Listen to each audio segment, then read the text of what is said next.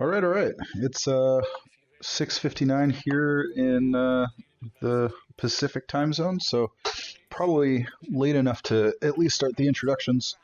I want to point out that we have six people watching hacking and wargaming, boot2root, whatever you want to call it, on Twitch.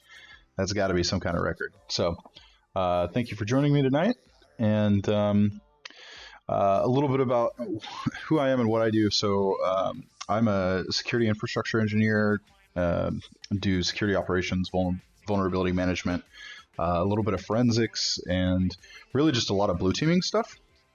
So as we go through this tonight, offensive stuff is kind of a hobby and a passion of mine, but it's certainly not what I do 100% of the time at work. I'm not, a professionally employed hacker. So what we're going to go through is stuff that anybody can do. You can pick it up and just kind of move forward with it. I also want to give a quick shout out to Symphony of Science, which is the background music. Please let me know if it's too loud. But it's pitch shifted and pitch corrected science lectures done to electronic music, and I've been a big fan of it a long time. And Melody Sheep, the creator of it, is kind enough to release it under Creative Commons, so I get to use it as background music for streams and not get hit with all kinds of copyright laws. So what we're going to be doing tonight, if you're here, you probably already know, but what we're going to be doing tonight is we're going to do a boot2root. And what a boot2root is a kind of CTF for Capture the Flag. It's a hacking challenge where you take a vulnerable by design virtual machine or live CD or something, boot it up, and then try and achieve some sort of goal. Sometimes it's privilege escalation, sometimes it's web app exploitation, whatever. There's all kinds of them out there. I downloaded this one from VulnHub, and VulnHub has probably hundreds, thousands. I actually never counted, but a large number of vulnerable by design virtual machines that you can download and kind of play around with legally without getting into trouble. So, go check that out. And that's a lot of how I've kind of practiced and learned over the years, is doing these boot2roots or CTFs. Another type of thing is like a war game, like overthewire.org, I think, where I consider war games like more, maybe like hacking style puzzles, not maybe direct like hacking and exploitation, but I'm sure there's real definitions out there, but that's kind of how I differentiate between them. The one we're going to do specifically is called Lord of the Root, and I chose this for a couple of reasons. First of all, I've already done it. We did it a couple weeks ago with a couple of friends at work. Every once in a while, we just boot up war games and kind of do team building exercises with them. So I don't have detailed notes, and I'm running off of memory, and I'm sure I'm going to mess some stuff up, and we'll have to look some stuff up. But the reason I'm picking something that I've done before is because I kind of want to help guide people through something. I don't want you to have to watch me read a white paper for an hour and a half while I learn a new skill, and then 15 seconds of actual action, then I go back to reading a tutorial, which is how I normally work. In addition to that, I get a ton of questions about the OSCP, and am I ready for it, and what kind of stuff's on it. And this one was listed. The original reason why I did this in the past is because this one was listed as an OSCP, kind of inspired by it as a, what did he say specifically? I aim this machine to be very similar in difficulty to those I was breaking on the OSCP. And I kind of agree with that. There are some skills in there that I certainly used in the lab. I'm not allowed to talk about the test itself, but I'm definitely allowed to talk a little bit about the lab, and you'll use a lot of skills here in that lab if you decide to pursue the PWK, which is the penetration testing with Kali Linux, and its certification, which is the OSCP, or Offensive Security Certified Professional, or Pen Tester, one of the two. So a couple quick things about my testing setup, and then we'll just dive right into it. I am using VMware Workstation on a Windows computer. That's because this is my gaming computer. That's where I stream from. My work laptops or my personal work laptop, they're all Macs and they run VMware Fusion.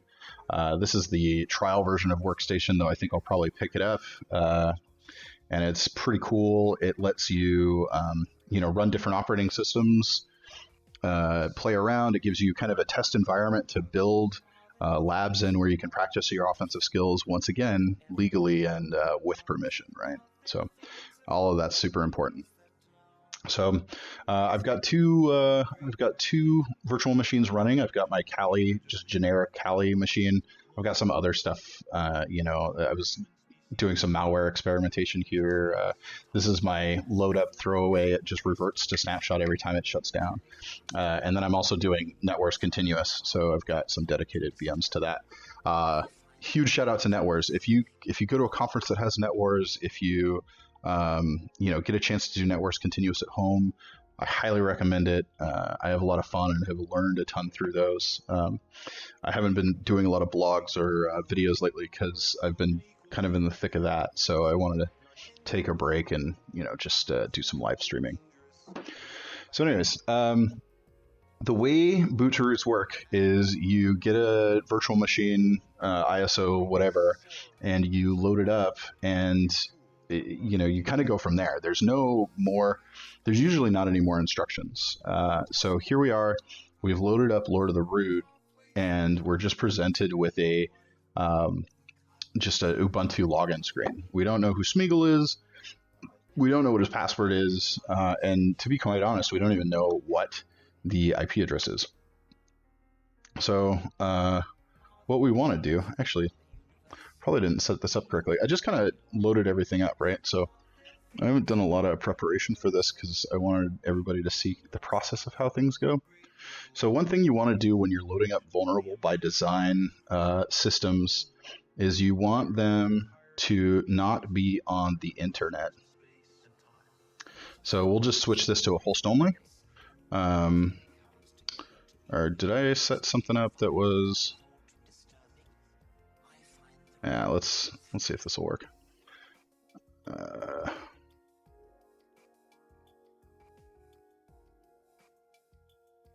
Settings. I want this network to be host only. Now, I'm not sure because I'm used to VMware Fusion and its terminology, which oddly enough is different. So I'm not sure if that's going to put us on a network where the two VMs can see each other. So let's see what our... So can we just nmap real quick, do a quick port scan, 128, or 0, or like 1 through 255.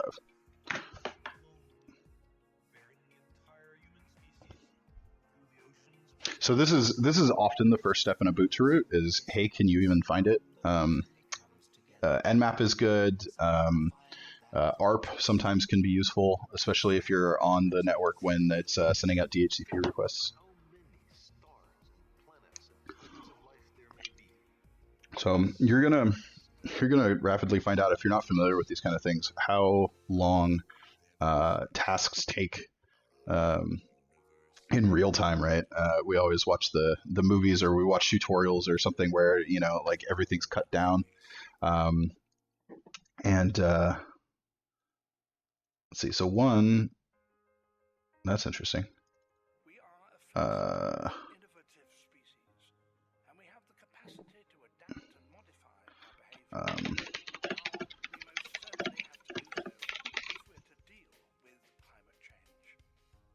Let's see. Okay, so 254 and 128. I don't think... So I'm going to do something you shouldn't do, and I'm just going to put them back on the network. I'm sitting behind a firewall in my house that I have set up, and I'm fairly sure that everything is safe. So I'm going to put these as a bridge just to move things along. I don't want to spend a lot of time doing this. Oh, I did a custom here. That might have been what was the problem.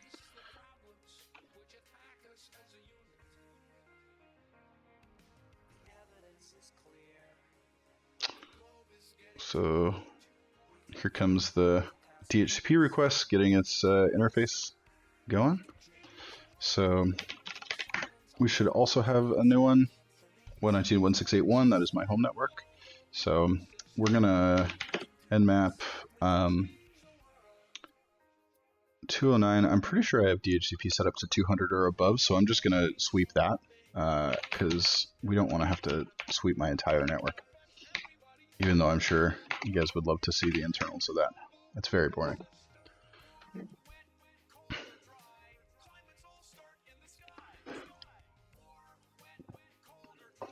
But yeah, so to give you a sense of real time how long everything took without knowing, or at least having ideas about the answers, there were 3 of us that were working through this, and it took us about 4 hours to hit like a later part of it, and we didn't even finish it, but I think we were at the last challenge. So we'll be running through a little bit faster than that. Like I said, I have an idea of what we're doing now.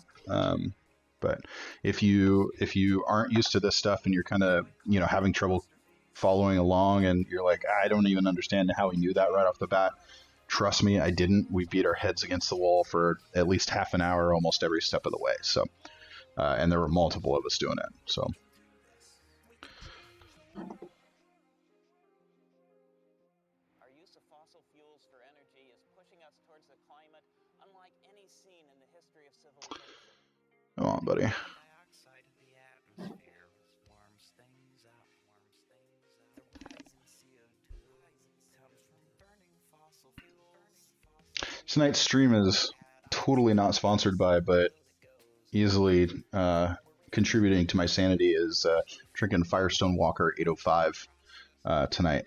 It's an excellent beer. If you're a fan of beer, I'd recommend it.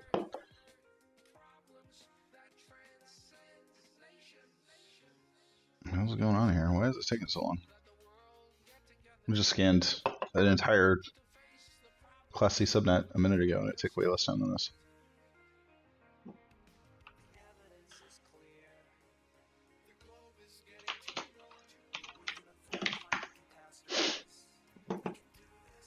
Oh. Is it everybody at 200? I don't even have that many computers on my network.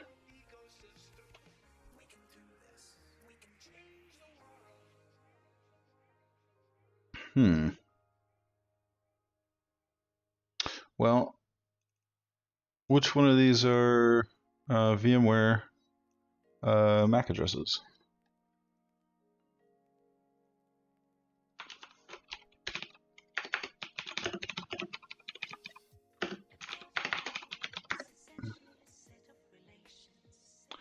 Zero 005056 is the prefix. None of those are that. Thank you. VMware workstation. MAC prefix. So for those of you who don't know what I'm talking about as I mumble to myself, what ARP is doing is taking physical or MAC addresses, kind of keeping a record of which physical or hardware address maps to which IP address. These are the physical addresses of the network interface card itself, and the first couple sections of it map to hardware manufacturers. So you can, by looking at a MAC address, know who made a certain card. And so I'm looking for the vendor prefix for VMware Workstation, and it is swearing up and down that it's 005056. I don't see that at all. I mean, is that mine?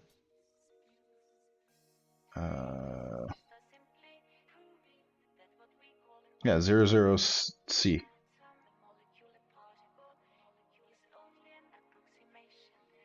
C, D9, that's not that prefix at all.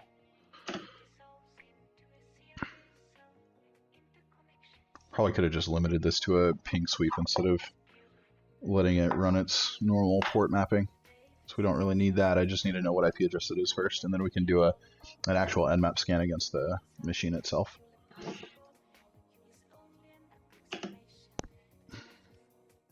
It's going to reset. 100%. Give us our results. 46 hosts. I don't have 46 hosts. Oh, 8 up. Haha. Do I have 8? 2, 3, 4. I don't think I have 8.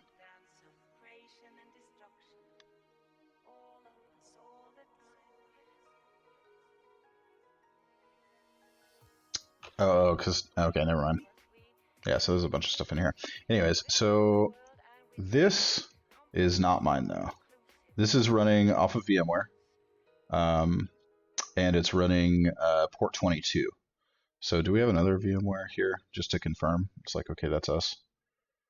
It doesn't say. But this is 210, and we are, which again? 209. Okay, which also makes sense because it just we did our DHCP leases at the same time, and so it makes sense that we're next to each other. So now knowing that, let me get this thing out of the way. Oh, and we can go full screen. Now knowing that, let's go ahead and nmap. We're gonna do. We'll just run all ports, and then we'll run the default scripts against 192.168 1.210. And then we'll bring up another window, and because we already know that SSH is open, we're just going to try and SSH to that port, see what happens, right? Just kind of see how the machine operates, see if there's maybe a banner, message of the day kind of stuff that'll give us hints about the machine. We'll accept the fingerprint. And we do have a banner / message of the day. So, loader, if you will. That could be Lord of the Root or Lord of the Rings, if you are familiar with such things. We have a message called knock friend to enter. And then easy as 1, 2, 3. We don't have the password for root. For those familiar with Lord of the Rings itself, it's actually speak friend to enter, and it's the door in front of the mines, and you have to like speak the elven word for friend, I think, which was a joke because dwarves hate elves. So this is our clue right now. It's saying knock friend to enter, and it's as easy as 1, 2, 3. So a long time ago, there was a concept, a security through obscurity concept called port knocking. And what port knocking did is it would obscure a port, like say your SSH port, and have it closed. And it would wait until you essentially knocked on a sequence of ports. So you just like throw a packet at a port sequence. So, like 6,000, 8,000, 7,000. And then, suddenly port 22 opens up if you do it in that order, right? So what this hint is telling me, yeah, so we did that whole thing and it's just SSH, but that's okay. We're already on something. So what this says to me is it's giving us a port knocking clue, and then we're getting easy as 1, 2, 3. So we're gonna try to knock on port 1, 2, 1, then 2, then 3, see what happens. Now there are a number of port knocking utilities that you can have, and in fact, I mean, this was a really widespread practice. So there's something called knockd, which can help facilitate port knocking and hiding ports behind a port knocker or a port knocking service. But we are going to be uber elite hacksaws tonight, and we're actually going to craft our own packets for this. And we're going to use a tool called Scapy. So Scapy is, what the hell was all that? Hopefully nothing important. We'll find out. So what Scapy is a Python-based framework for packet crafting, packet analysis, packet generation. You can write quick, like 2-line port scanners and all kinds of cool stuff. And I don't know Scapy very well, and I use it very infrequently, but it's so user-friendly that we can kind of stumble our way through this just from memory. So it has cool syntax, like you can use ls, like the Linux list command, to see how things work. And so if we want to list the IP variables of the IP class, we can. We can see here if we want to use IPv6 or v4, different fields in the IP header, source IP, destination IP, stuff like that. These are the flags like synac, syn, synac, ac kind of stuff. Also, you can do TCP, ICMP, stuff like that. So for port knocking, all we really need to do is send a SYN flag, a SYN packet to each port. We don't need to do full handshake or anything crazy like that. So we're going to do something like this. We're going to do for I in 1, 2, 3. So we're building a for loop in Python that's just going to say for each of these items, 1, 2, and 3, we're going to send, which is a Scapy command, IP, and if I recall correctly, this is the syntax. So we want the destination to be the place that we're going to go to, or what we're sending the knock to. So 192.168.1.209. And we want flags, right? Flags. This is where I break down. I think you can just say SYN. We'll give it a shot. And then, so we also want TCP. And here's the TCP stuff that we saw. The destination port is going to be 1, 2, and then 3. So because we're in a for loop, the way it works is when we hit the first time through, where 1, we're hitting the 1, I assumes the identity is like 1, basically. So we can do dport equals I.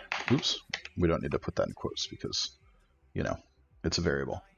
And is that enough? Could be enough. Might be enough. Let's just print I, just to see it happen. We're like, okay, what number is I? And this is likely going to fail because, again, I don't do this very often and it's from memory, but we can Google it if we need to. Duh! Okay, S is not on the list. So when we set the SYN flags, we need to set it a certain way. So we'll Google. Google is always your friend. Python or Scapy, set SYN flag. I don't want to get the flags. Just go to the official documentation. Quick start. I haven't seen this in PDF form. This is weird. This is terrible. Let's go to their website documentation. Here we go.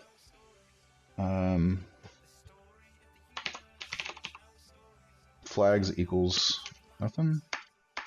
Wait. Okay, flags equals S. Let's just try. Here's the value of can you use nmap to send a SYN packet? Yeah, you can do that too. You can absolutely use nmap. Root9b just asked if you're not looking at chat. If you use nmap to send SYN packets to ports 1, 2, and 3. If you Google port knocking, various things on port knocking, you'll see people use scripts with using nmap. You'll see people using. I think the tool is just called knock. Like that's how frequent this method used to be. I'm using Scapy for a couple reasons. One, it's amazing and everyone should become more familiar with it. And two, it lets us really see what we're doing rather than using a tool to do something for us. And then so going back to the whole PWK stuff, the PWK is all about teaching you how to do things and giving you access to tools and different methodologies. The OSCP is very much about doing everything manual, and you'll be able to use some tools. They have rules that they'll give you before you take the test, but they want you to understand the underlying fundamentals of it. and Scapy gives you a window into that is all. So it looks like we should be able to do this, but maybe it shouldn't be S. Let's do this. So if we ls IP, I should be able to set flags equal to S. Nope. TCP connection and Scapy. Let's see how this guy does it.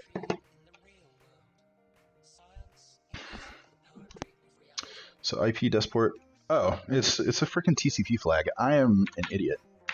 You guys are all laughing right now. You're like, wait until he realizes what the hell he's doing. So if we look back up to that the protocol listing that I was showing you guys, this is the flags field that we care about, not this. IP flags and TCP flags are very different, and Mike Poor is probably rolling over, I mean, not in his grave, but rolling over upset at me. So I'll do same thing. Dest equals 192.168.1.209. And then that should be it for the IP. And then the syntax is, so if you do IP and then ICMP or IP TCP and then some other thing under TCP, you separate each layer essentially, or each protocol with a slash. So dport equals I. And then we also want flags. How did he do this? So flags equal, and he did put it in quotes. So I was right. I was right. I'm just woefully wrong. And then we sent the packets. Cool. So let's open another window, and we will nmap. Let's just do all the ports again. 192.168.1.209. Did I do 209? I think we're 209. We are 209. I'm an idiot. We'll get this right yet, I promise.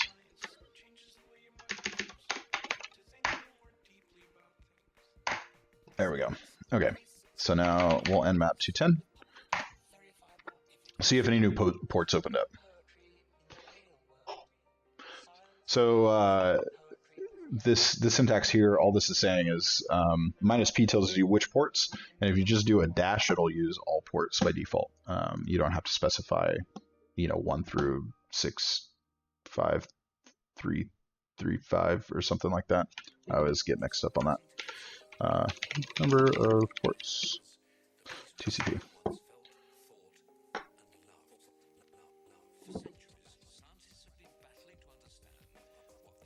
I don't know, this should be something that Google should just respond with, right? Like, it's got this whole knowledge map. 65535. Yeah, see? I had the right actual numbers. I didn't have them in the right orders.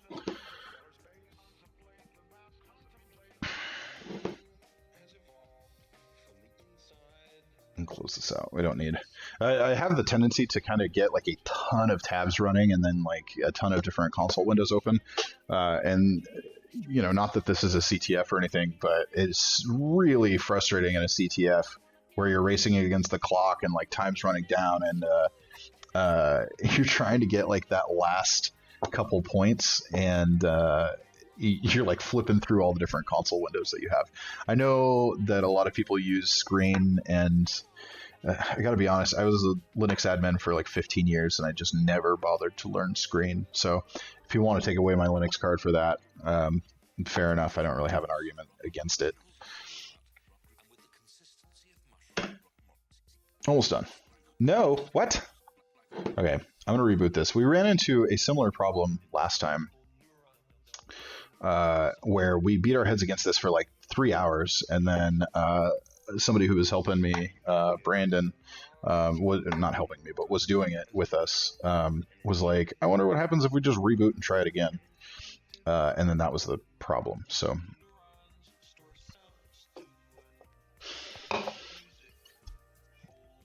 because what we did should have worked.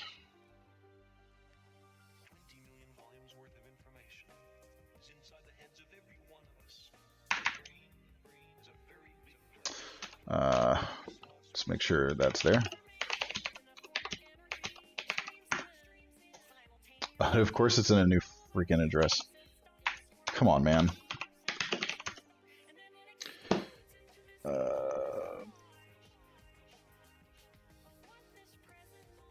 Oh, C, capital C.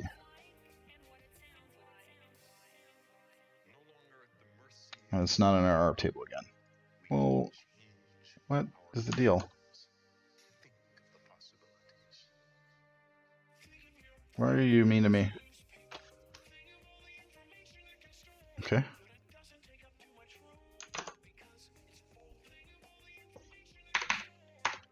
See, it should have gotten the same DHCP lease back, though. That's what's confusing.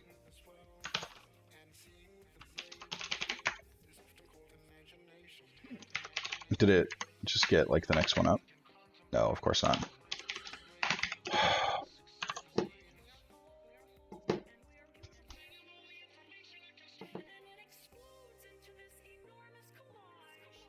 Of course, it doesn't, like, just tell me what its IP address is, does it?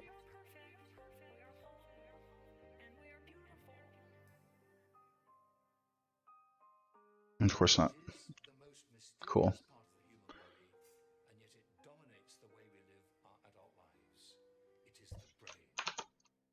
Can we just send out an ARP for that? That's what we should do. Can we just do that? Does ARP work that way?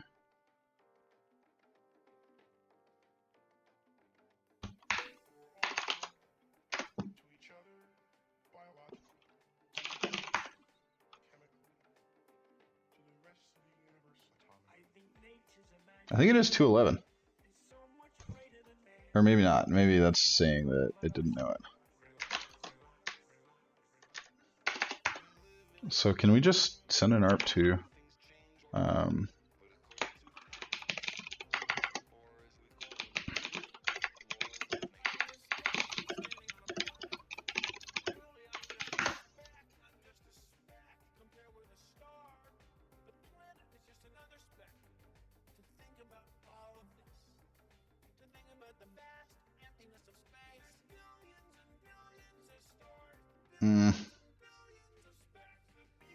yeah, screw it. We'll just do the nmap thing again. So nmap, where's the ping sweep?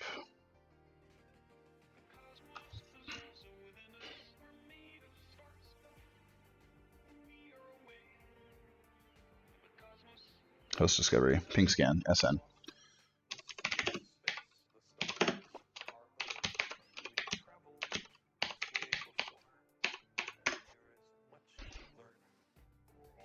That was much faster. Here we go. It's 2:15 this time. That's interesting.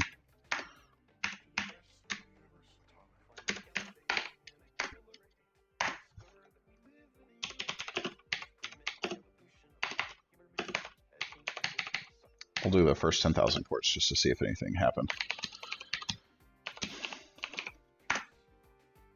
That way we're not scanning all 65,000.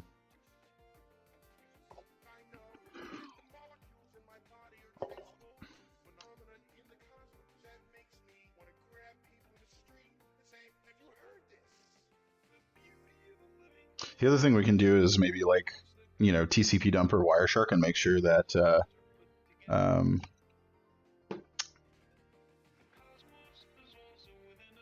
well, that's not the right freaking port.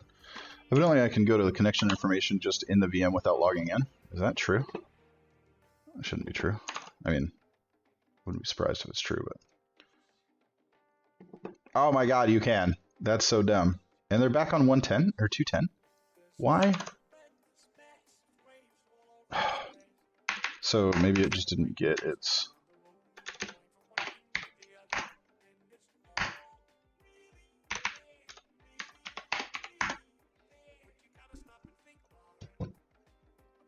You guys are seeing all kinds of information about my internal network. Hilarious.